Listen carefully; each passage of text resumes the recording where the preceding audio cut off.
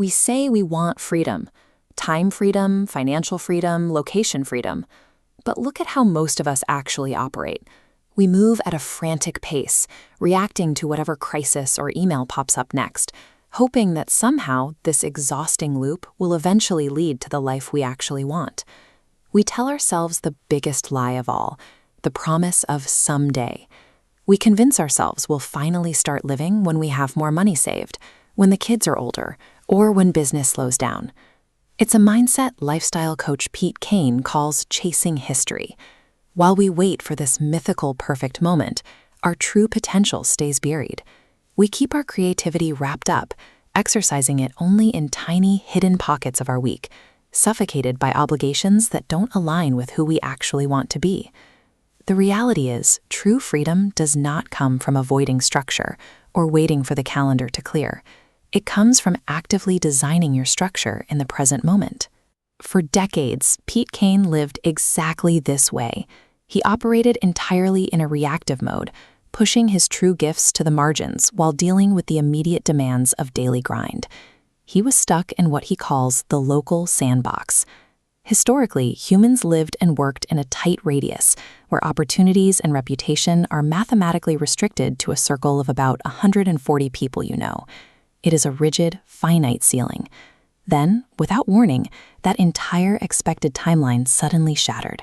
Pete suffered a severe stroke that nearly ended his life. In the immediate aftermath, time stopped being an abstract concept. It was no longer an unlimited resource he could carelessly spend, but a rapidly depleting, highly fragile asset. Confronting your own mortality does something powerful. It permanently destroys the illusion of someday and forces a sudden, absolute reckoning with exactly how you were spending your days right now.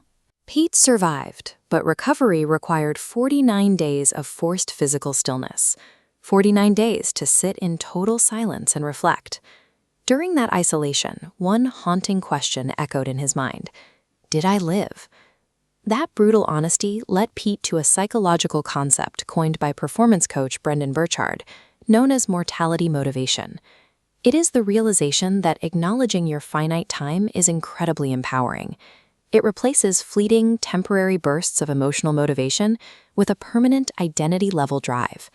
You simply stop postponing your life and stop playing small because you know the clock is ticking. Pete's recovery was inseparable from a total mental reevaluation, turning a medical crisis into a mandate to design a new life.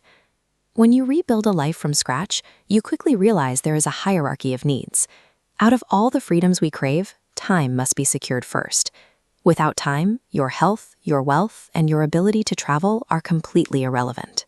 The flawed someday thinking of Pete's past was replaced by the intense urgency of today thinking. This required a massive shift in daily behavior.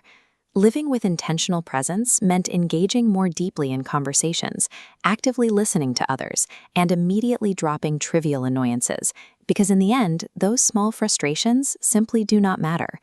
Time freedom only truly begins the exact moment you accept that you have a limited number of birthdays and conversations left, and you begin designing your daily schedule around that unalterable truth. Pete translated this profound mental shift into a tangible, repeatable architecture. The result was his framework and book, Local to Global Impact, designed to help anyone expand their influence beyond their immediate environment.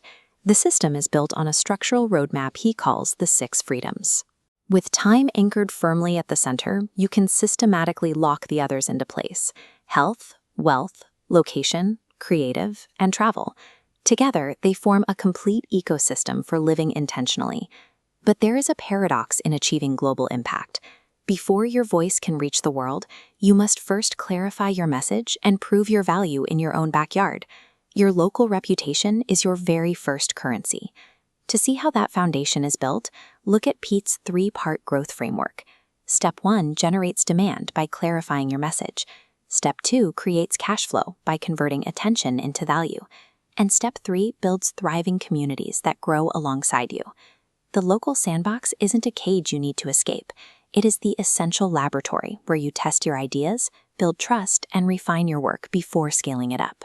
Once that local foundation is rock solid, You can leverage modern systems, content engines, and digital communities to break past physical boundaries.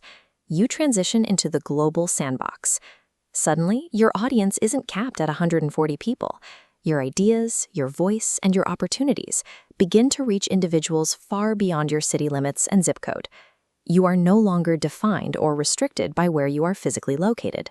Instead, you are defined entirely by the systems you've built and the impact you leave on others. You do not need to suffer a stroke or a near-death experience to adopt this mindset.